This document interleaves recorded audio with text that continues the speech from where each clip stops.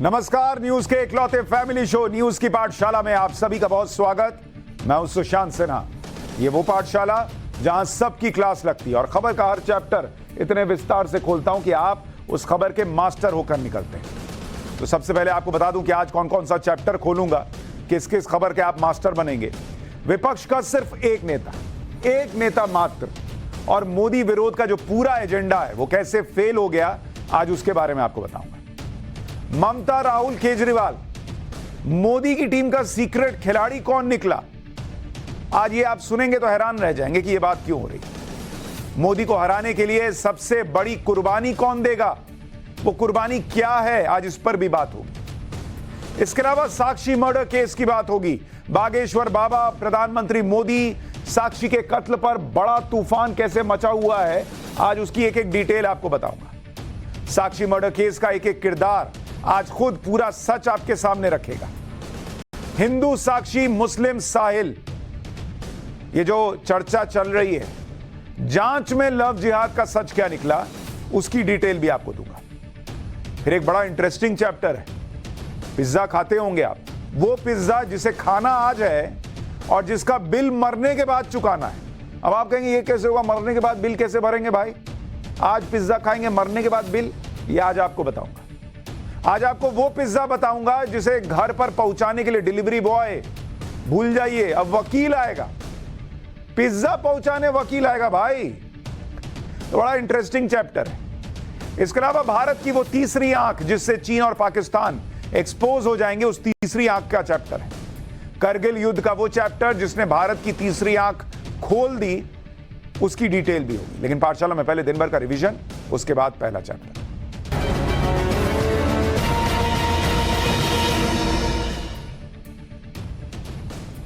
केंद्रीय गृह मंत्री अमित शाह ने मणिपुर के हालात पर सर्वदलीय बैठक की।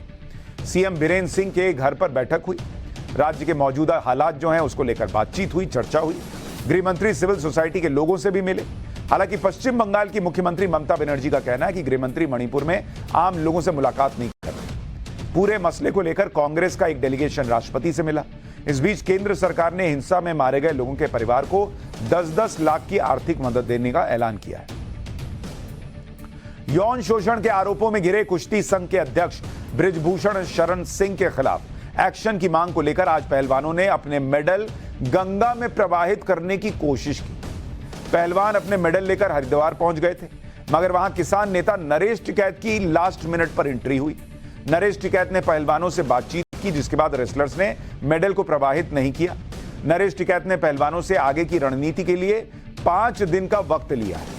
हालांकि दिल्ली पुलिस ने जंतर मंतर पर पहलवानों के प्रदर्शन को इजाजत नहीं दी है और इंडिया गेट के आसपास भी धरना देने पर रोक लगा दी है। दिल्ली यूनिवर्सिटी के सिलेबस में बदलाव किया गया है। मशहूर शायर मोहम्मद इकबाल का चैप्टर हटा दिया गया है और सावरकर का चैप्टर डीयू के पाठ्यक्रम में जोड़ा जाएगा। वीर सावरकर के परपोते ने इसे अच्छा कदम बताया। अतीक अहमद की फरार पत्नी शाइस्ता परवीन तक पहुंचने के लिए यूपी पुलिस मुस्लिम धर्मगुरुओं के संपर्क में। सोर्सेस के मुताबिक धर्मगुरुओं के जरिए शाइस्ता का सुराग तलाशने की कोशिश की जा रही है। गुड्डू मुस्लिम भी 3 महीने बाद अभी तक मिस्ट्री बना हुआ है। महाराष्ट्र में नया पॉलिटिकल ड्रामा शुरू हो गया है। शिवसेना उद्धव गुट के सांसद विनायक राउत ने बड़ा दावा किया कि शिंदे गुट के 22 विधायक और 9 सांसद पार्टी छोड़ने के लिए तैयार हैं। असंतुष्ट नेता लगातार उद्धव गुट के संपर्क में है। इसके बाद देवेंद्र फडणवीस ने उद्धव गुट पर पलटवार करते हुए कहा कि पूरा ठाकरे गुट ही असंतुष्ट है, जिसके बाद संजय राउत ने फडणवीस को निशाने पर लिया। बोले कि जो आदमी खुद असंतुष्ट है वो दूसरे की संतुष्टि के बारे में क्या बोल सकता है? उनके चेहरे पर जो दिखता है वो उनके मन में नहीं, वो दुखी है। ये हो गया दिन भर का रिवीजन। अब पाठशाला की पहली क्लास, जिसमें आपको बताऊंगा कि विपक्ष का मात्र एक नेता, सिर्फ एक नेता और मोदी विरोध का पूरा एजेंडा कैसे फेल हो गया। ममता, राहुल, केजरीवाल, मोदी की टीम का सीक्रेट खिलाड़ी कौन निकला? मोदी को हराने के लिए सबसे बड़ी कुर्बानी है क्या और वो कुर्बानी देगा कौन?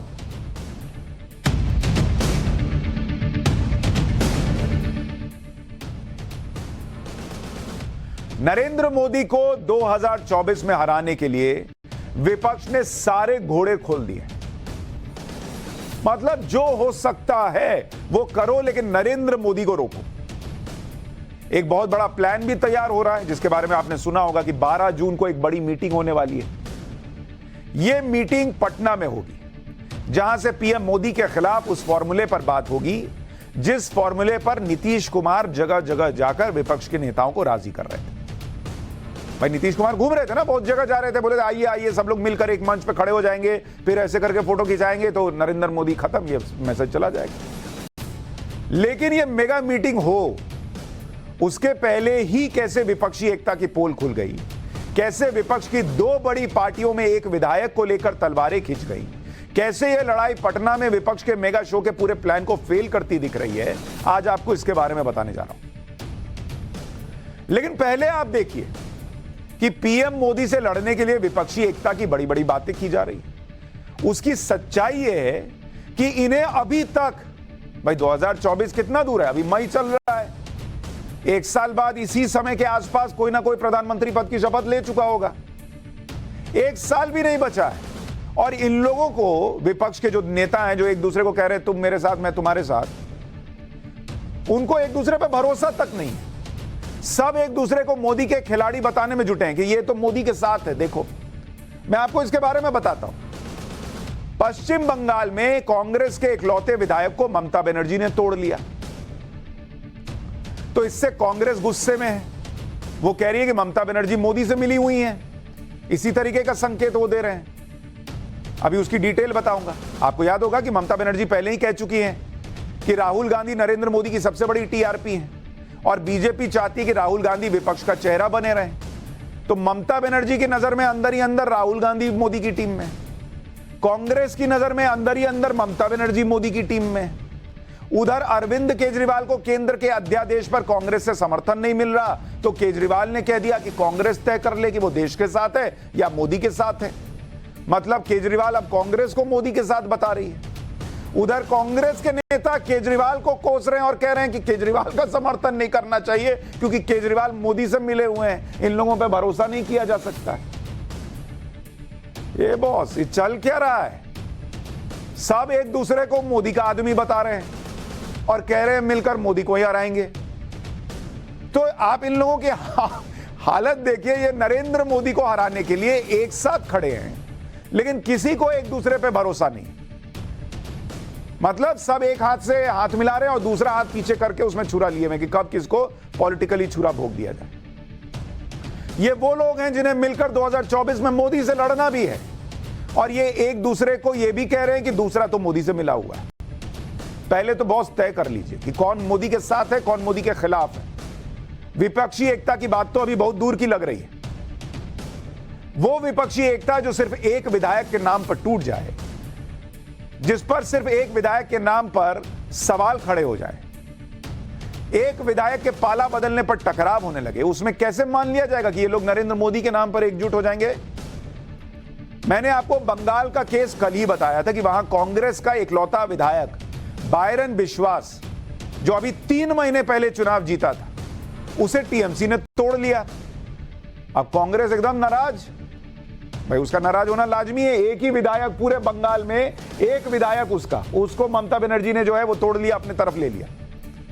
कांग्रेस के मीडिया सेल के प्रभारी हैं जयराम रमेश, वो पूरा गुस्से में ट्विटर पे पोस्ट कर दिए, लिख रहे हैं कि पश्चिम बंगाल में कांग्रेस के विधायक के तौर पर ऐतिहासिक जीत दर्ज करने वाले बायरन विश्वास को टीएमसी ने प्रलोभन देकर अपने पाले में कर लिया।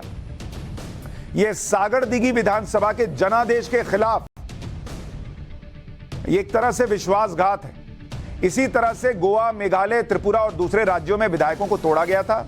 यह काम विपक्षी एकता को मजबूत नहीं करता और सिर्फ बीजेपी के उद्देश्यों को पूरा करता। लाइन सुन रहे हैं? मतलब वो कह रहे हैं कि ममता बनर्जी बीजेपी का जो उद्देश्य है एक तरह से उसको पूरा कर रही है। ये करीब करीब वैसी ही लाइन है जो राहुल गांधी ने मेघालय की चुनावी रैली में टीएमसी को लेकर कही थी कि टीएमसी तो बीजेपी की बी टीम है। एक विधायक इधर से उधर क्या हुआ, जयराम रमेश बताने लगे कि ममता बनर्जी कैसे बीजेपी के उद्देश्य को पूरा कर रही है। भाई इसका सीधा मतलब यही है कि कांग्रेस अंदर ही अंदर मान रही है कि ममता बनर्जी बीजेपी के लिए काम कर रही हैं। जब इस तरह के बयान दिए जा रहे हैं तो फिर विपक्षी एकता तो सिर्फ हवाबाजी ही ना है, और क्या है? भाई आप कह रहे हो हम मिलके लड़ेंगे, हम एक दूसरे से सीट सेटलमेंट कर लेंगे, और आप कह रहे हो कि ये तो मोदी के उद्देश्यों को पूरा कर रही हैं, तो सीट सेटलमेंट कैसे होगा?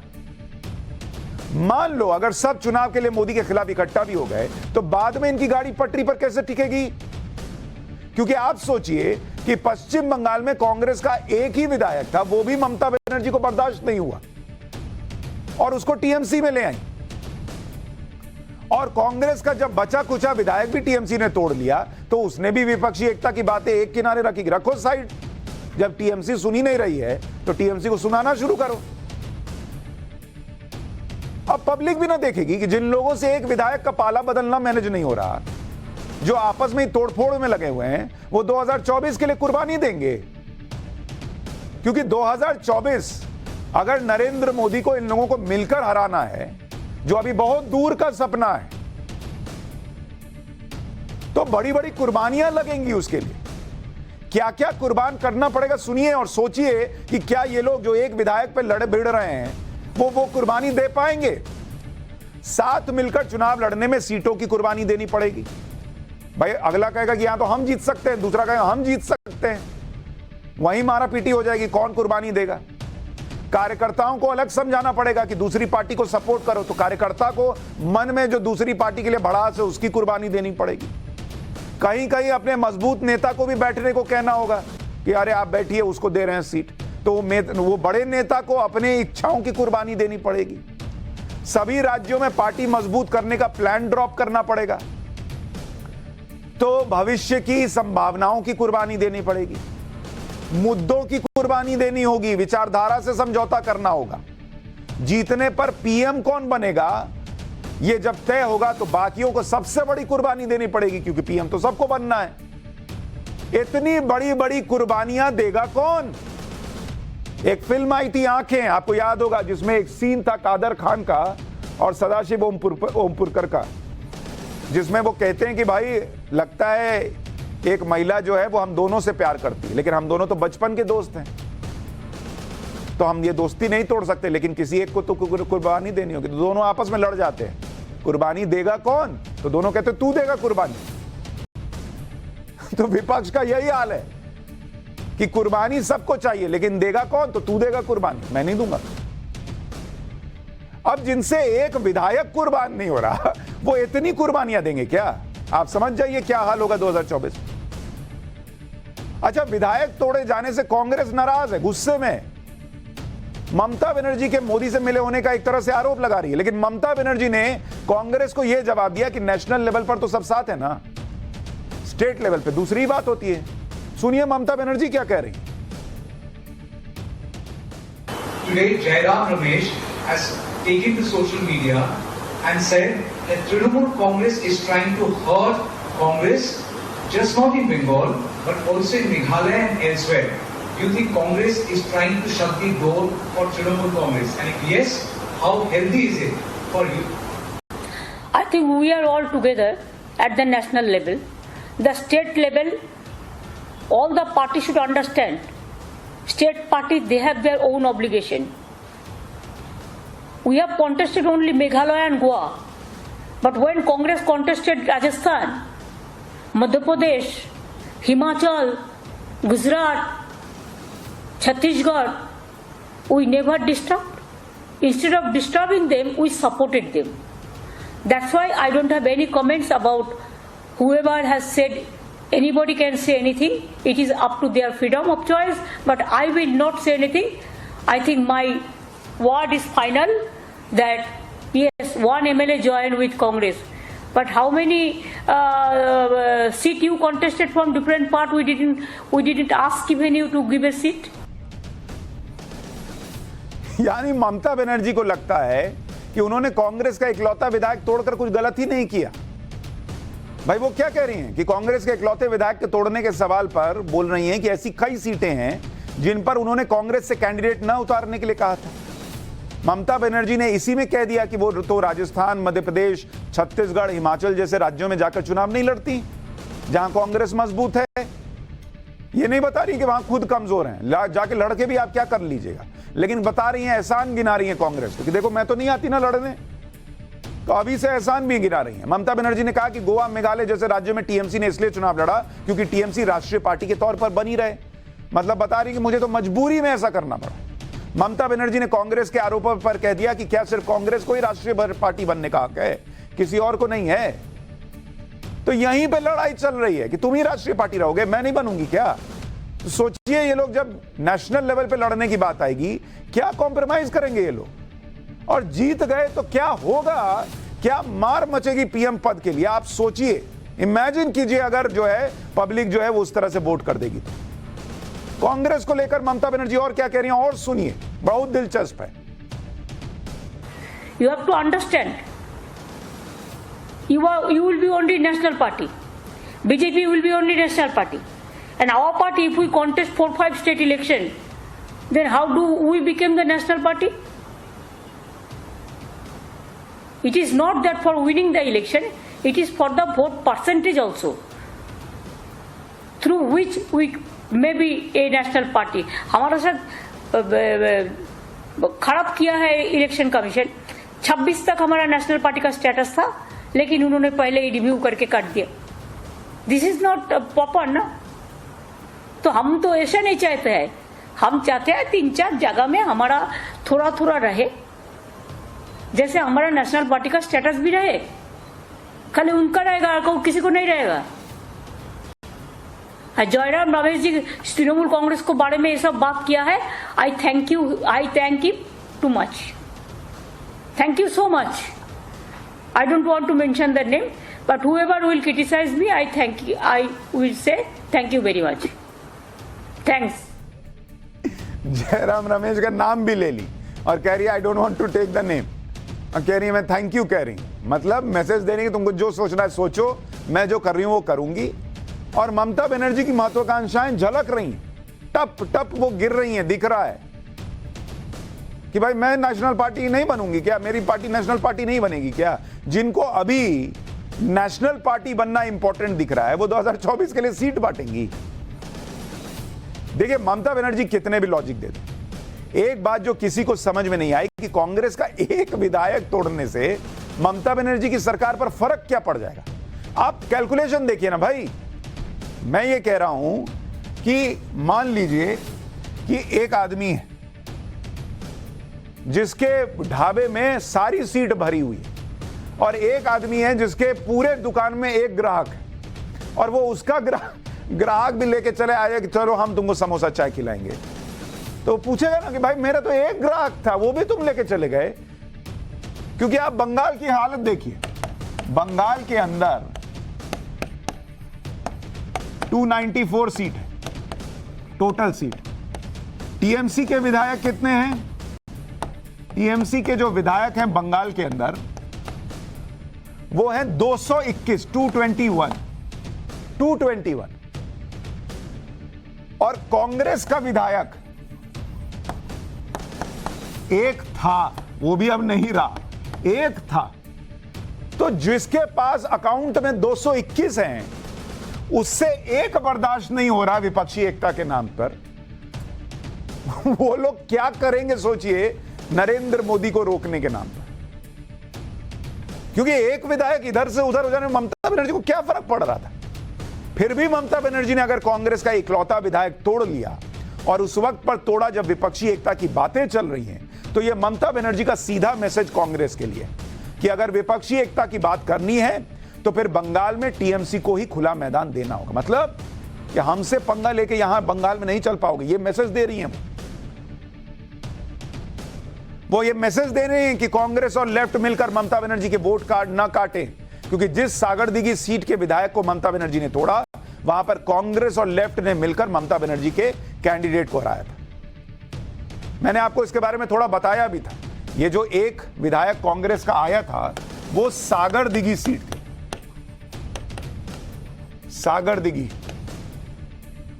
ये अगर आप देखेंगे वहां पर अगर जो टीएमसी का वोट शेयर है, टीएमसी का वोट शेयर वहां पर है, वो अगर आप देखेंगे 2021 में 2020 में 50% था, जो कि अभी जो उपचुनाव हुआ 2023 में उसमें गिरकर 35% हो गया, मतलब 15% का सीधा लॉस। और 2023 उपचुनाव में कांग्रेस और लेफ्ट को वोट पड़े 87,667, टीएमसी को पड़े 64,681, यानी 23,000 वोट का अंतर था। ममता बनर्जी की टेंशन यह थी कि सागर दिघी जो है वो मुस्लिम प्रभाव वाली सीट है और यहां पर 68% मुस्लिम है, 68%।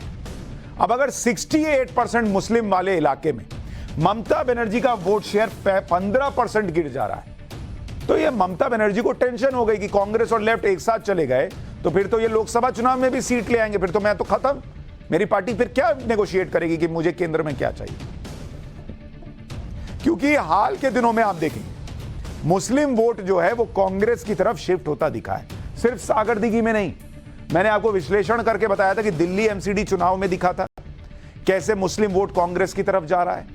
अभी अगर आपको कर्नाटक का हिसाब बताऊं, जिस कर्नाटक में रिजल्ट आए उसी कर्नाटक चुनाव में मुसलमानों ने एक तरफा कांग्रेस को वोट किया, तो शायद ममता बनर्जी को लगा कि अगर पश्चिम बंगाल में यही हुआ तो उनकी पॉलिटिक्स में बड़ा झटका कांग्रेस दे देगी। इसलिए कांग्रेस को बड़ा मैसेज देने के लिए इकलौता विधायक तोड़ा गया। इकलौते विधायक से ममता बनर्जी की सरकार में कोई फर्क नहीं पड़ रहा, लेकिन उनके सपनों में फर्क पड़ रहा है। इसलिए वो एक विधायक लेके आई कि कांग्रेस को पता चलना चाहिए कि मैं हूं ममता बनर्जी बंगाल में।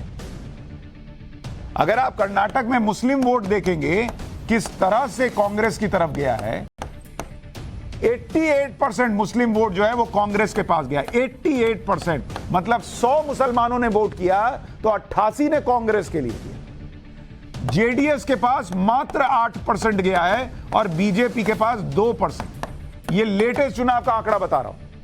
और जो अदर्स हैं उनके पास 2%। अब ये जो है ना आंकड़ा, ये बहुत टेंशन दे रहा था ममता बनर्जी को और कईयों को देगा कि कांग्रेस को ऐसा बल्क में मुस्लिम वोट चला जाएगा तो फिर हम क्या करेंगे।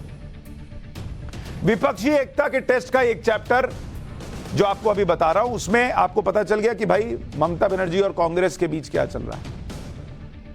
इसी विपक्षी एकता के टेस्ट का एक चैप्टर अरविंद केजरीवाल से भी जुड़ा हुआ है। अरविंद केजरीवाल इन दिनों विपक्ष के अलग अलग नेताओं से मिलकर दिल्ली पर केंद्र सरकार के अध्यादेश के खिलाफ समर्थन मांग रहे हैं, लेकिन इस मामले में अरविंद केजरीवाल को कांग्रेस का साथ नहीं मिल रहा। कांग्रेस ने सटाया नहीं, वेटिंग लिस्ट में डाल दिया। इसलिए अब केजरीवाल कांग्रेस पर गुस्सा निकाल रहे हैं, कह रहे कि कांग्रेस को तय करना है कि वो मोदी के साथ खड़ी है या जनता के साथ खड़ी है। एक बार सुनिए केजरीवाल को। मैं जो अखबारों में पढ़ रहा हूँ और उनके बयान सुन रहा हूँ, वो बता रहे हैं केजरीवाल को सपोर्ट नहीं करेंगे, केजरीवाल ऐसा है, केजरीवाल वैसा है। ये मुद्दा केजरीवाल का नहीं है, मैं इम्पोर्टेंट नहीं हूँ। ये मुद्दा देश के जनतंत्र का है, दिल्ली के लोगों का जो अपमान हुआ है ये मुद्दा उसका है, संविधान का है। मेरी उनसे निवेदन है कि केजरीवाल को छोड़ दीजिए, केजरीवाल को सपोर्ट मत कीजिए। लेकिन मोदी सरकार ने जो दिल्ली के लोगों का अपमान किया, दिल्ली के लोगों की सारी शक्ति छीन ली, तो दिल्ली के लोगों के साथ खड़े हुई है। आज इन्होंने दिल्ली के साथ किया है।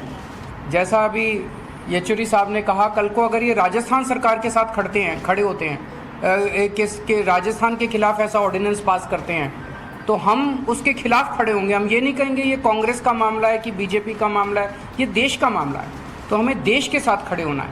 तो उन्हें यही तय करना है कि वो मोदी जी के साथ खड़े हैं कि जनता के साथ खड़े हैं।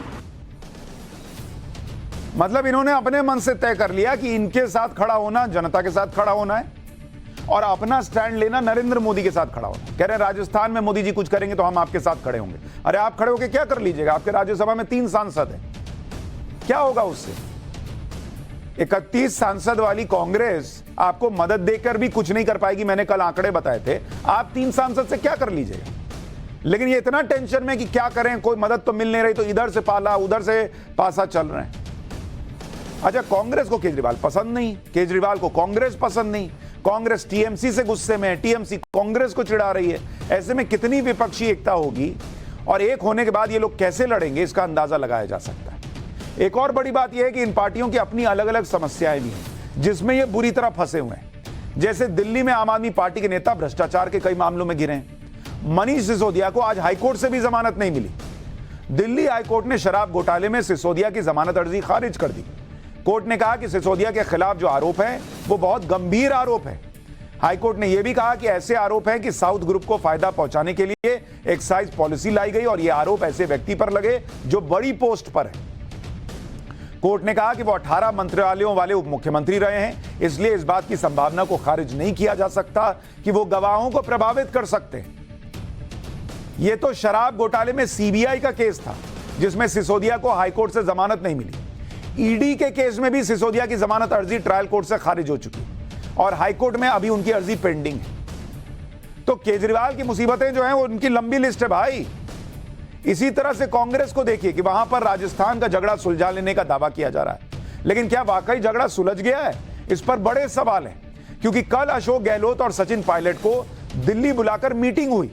राहुल गांधी और मल्लिकार्जुन खड़गे ने दोनों नेताओं से कई घंटे बात की। मीटिंग के बाद गहलोत और पायलट दोनों को पार्टी महासचिव केसी वेणुगोपाल एक साथ मीडिया के सामने लेकर आए और यह दिखाने का प्रयास हुआ कि सब साथ है, राजस्थान में ऑल इज वेल है। पार्टी की तरफ से कहा गया कि अशोक गहलोत और सचिन पायलट इस बात पर सहमत हो गए हैं कि आने वाला चुनाव एक साथ मिलकर लड़ा जाएगा। हालांकि पार्टी ने यह नहीं बताया कि सचिन पायलट को मनाने के लिए फॉर्मूला क्या निकाला गया। सचिन पायलट की बॉडी लैंग्वेज बता रही थी कि वो बहुत खुश तो नहीं है। देखिए किस तरह से वो खड़े। सुनिए केसी वेणुगोपाल ने क्या कहा। In this discussion, we have decided to fight election unitedly. Both of are in agreement that Congress party has to go together, and definitely we will win election in Rajasthan, because Rajasthan is very clear that Rajasthan is going to be a strong state for Congress party. We are going to win. That was both the leaders, Ashok ji and Sachin ji, unitedly and unanimously agreed with the proposal of these things. This is what I want to tell. घर में नहीं होता है कि दो बच्चे लड़ रहे हैं तो उन दोनों को हाथ पकड़ कर आप दोनों नहीं लड़ेंगे, लेकिन दोनों के चेहरे का भाव बता रहा है कि क्या स्थिति। अच्छा, अशोक गहलोत की बातों से लग रहा था कि वो अब भी सचिन पायलट पर भारी। ऐसा कोई फॉर्मूला नहीं निकला जिसमें सचिन पायलट की बातों को मानकर गहलोत के कद को कम किया गया। अगर ऐसा नहीं हुआ तो फिर बात वहीं की वहीं रह गई। फिर कैसे झगड़ा सुलझ गया, इस पर सवाल है। एक बार अशोक गहलोत का बयान सुनिए। हाईकमान के साथ में बैठना, बात करना, उसके बाद में क्यों नहीं कोई सहयोग करेंगे? बताओ, हम विश्वास करके चलना चाहिए। हम लोगों को विश्वास देके विश्वास जीता जाता है।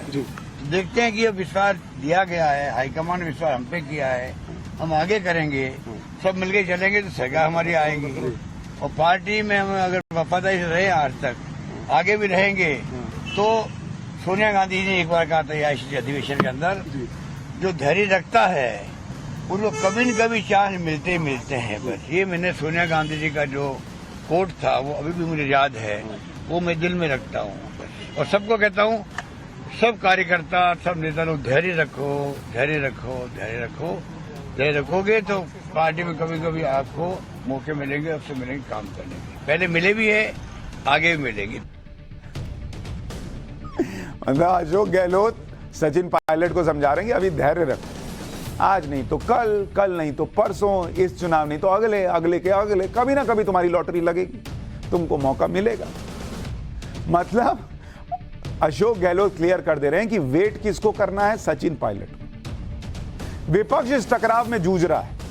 उधर प्रधानमंत्री नरेंद्र मोदी ने पूरी प्लानिंग कर ली, नई संसद का उद्घाटन कर दिया। वो कल अजमेर जाएंगे।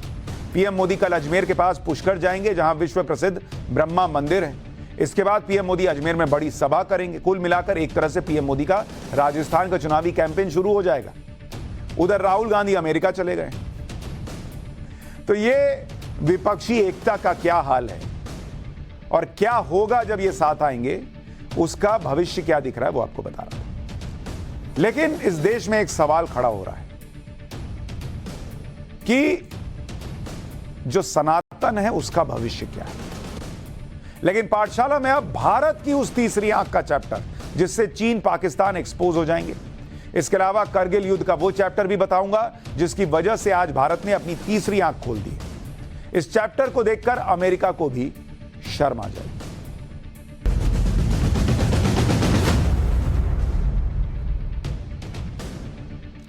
भारत ने 29 मई को एक ऐसा कमाल कर दिया कि एक साथ अमेरिका, चीन और पाकिस्तान जैसे देश घबरा गए। भारत की स्पेस एजेंसी इसरो ने श्रीहरिकोटा से GSLV F-12 रॉकेट से नेविगेशन सैटेलाइट NVS-01 को लॉन्च किया। इसका नाम बहुत ध्यान से देखिए, इसको ध्यान में रखिएगा, ये नेविगेशन सैटेलाइट है NVS-01। और ये जो हम आपको तीसरी आंख कह रहे हैं, ये भारत की तीसरी आंख की तरह है। ये भारत की थर्ड आई, भारत की तीसरी आंख। इससे भारत का नेविगेशन सिस्टम और बेहतर और सटीक हो जाएगा। यह सैटेलाइट लॉन्च होने के करीब 20 मिनट बाद 251 किलोमीटर की ऊंचाई पर स्पेस में जो कक्षा होती है उसमें जाकर यह सेट हो गया। आपको लग रहा होगा कि अरे भाई, इसरो का काम ही सैटेलाइट लॉन्च करना है, तो इसमें क्या अलग बात हो गई। इस सैटेलाइट की सबसे खास बात यह है कि यह सैटेलाइट भारत का स्वदेशी make in India GPS system है। जीपीएस सिस्टम आप मोबाइल में ढूंढते हैं ना भाई कि जीपीएस लगाओ, देखो कौन सी चीज कहां है। यह भारत का अपना जीपीएस सिस्टम है। इसे इसरो ने बनाया है, Indian Space Research Organisation, ISRO. यह भारत में नेविगेशन सेक्टर में अमेरिका की तानाशाही खत्म कर देगा। पहले इस बात को समझाता हूं कि यह करेगा कैसे, फिर आपको यह बताऊंगा कि करगिल युद्ध से इसका क्या कनेक्शन है। क्योंकि भारत के नए सैटेलाइट का नाम है नाविक। जिस सैटेलाइट की बात कर रहा हूं उसका नाम है NAVIC, नाविक। तो आप कहेंगे ये नाविक तो नदी में होना चाहिए, आसमान में क्या कर रहा है। ये हिंदी वाला नाविक नहीं, ये इंग्लिश वाला नाविक है जिसका पूरा नाम है नेविगेशन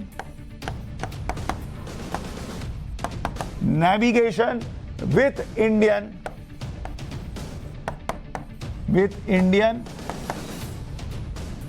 कॉन्स्टेलेशन।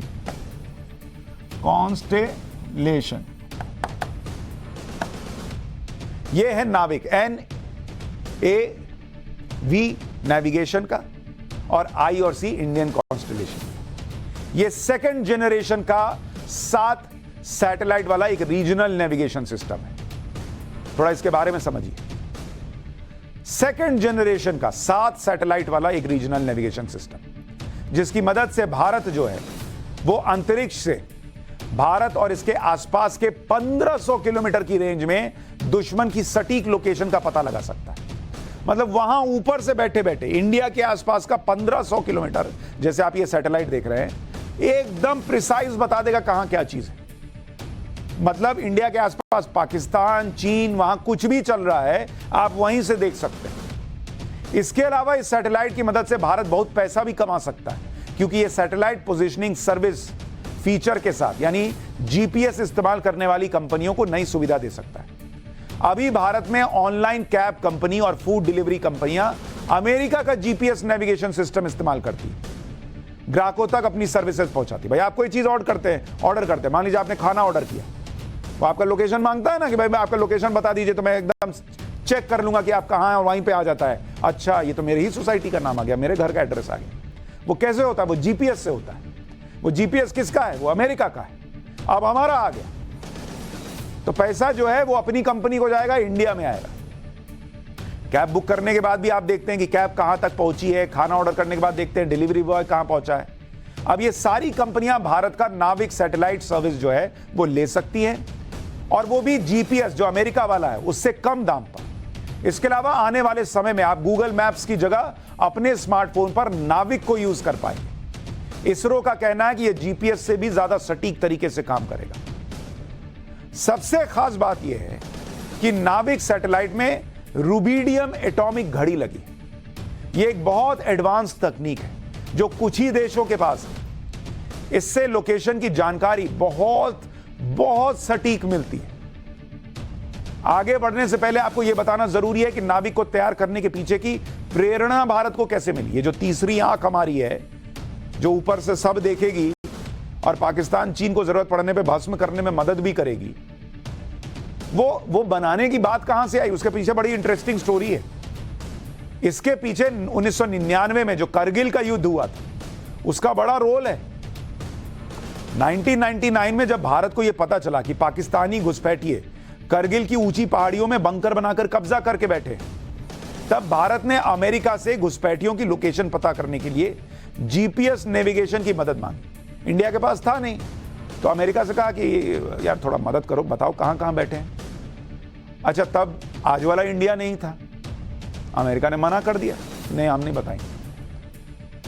भारत को लगा तो इधर, लेकिन भारत ने कहा कि ठीक है हम अपना नेविगेशन सिस्टम बनाएंगे और तुमसे अच्छा बनाएंगे। साल 2013 में भारत ने नेविगेशन सीरीज का पहला सैटेलाइट लॉन्च किया और आज वो दिन आ गया जब अमेरिका को टक्कर देने भारत ने अपना नेविगेशन सैटेलाइट सिस्टम नाविक बना लिया। 1998 में जब देश में अटल बिहारी वाजपेयी की सरकार थी, तब भारत के पोखरण परमाणु परीक्षण के दौरान अमेरिका के इसी जीपीएस सिस्टम से भारत पर नजर रखी जा रही थी, लेकिन भारत ने अमेरिका को चकमा देकर परमाणु परीक्षण कर लिया। कमाल की बात यह कि भारत का नाविक सैटेलाइट अमेरिका के जीपीएस से ज्यादा सटीक होगा, इसलिए अब अमेरिका के नेविगेशन ग्राहक भारत से जुड़ सकते हैं। भाई, जब नाविक की सुविधा सटीक और सस्ते में मिलेगी तो कोई जीपीएस को पैसा क्यों देगा? आज अमेरिका को भारत के नए सैटेलाइट से टेंशन क्यों हो रही है, यह भी समझा देता हूं। इसके लिए आपको भारत के नाविक और अमेरिका के जीपीएस के बीच का अंतर समझना होगा। सैटेलाइट की सटीकता जीपीएस की 60 to 70% है, नाविक की 90 to 95%। जीपीएस की रेंज 20 मीटर तक की है, नाविक की 5 मीटर तक की रेंज का सटीक बता सकता है। सर्विस की कीमत, जीपीएस महंगा है, नाविक जीपीएस से सस्ता है।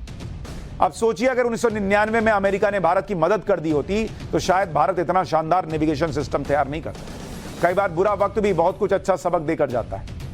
भारत में घुसपैठ करने वालों को यह सैटेलाइट कैसे पकड़ेगा वो भी सुन लीजिए। अंतरिक्ष में करीब 251 किलोमीटर की ऊंचाई पर घूमता हुआ नाविक जब भारत के बॉर्डर इलाकों पर नजर रखेगा, यह सैटेलाइट 2 माइक्रोवेव फ्रीक्वेंसी बैंड पर ओपन सिग्नल देगा। पूरी तरह ऑपरेशनल होने के बाद नाविक के ओपन सिग्नल 5 मीटर तक एक्यूरेट पोजीशन बता देंगे, जबकि अभी जीपीएस सिग्नल करीब 20 मीटर तक एक्यूट पोजीशन बताता है। मतलब अगर आप यहां खड़े हैं तो उसके 20 मीटर दूरी तक का अंदाजा लगाता है कि आप यहां हो सकते हैं। अपना नाविक 5 मीटर तक का बता देगा कि यहां पर है तो यहीं पर है।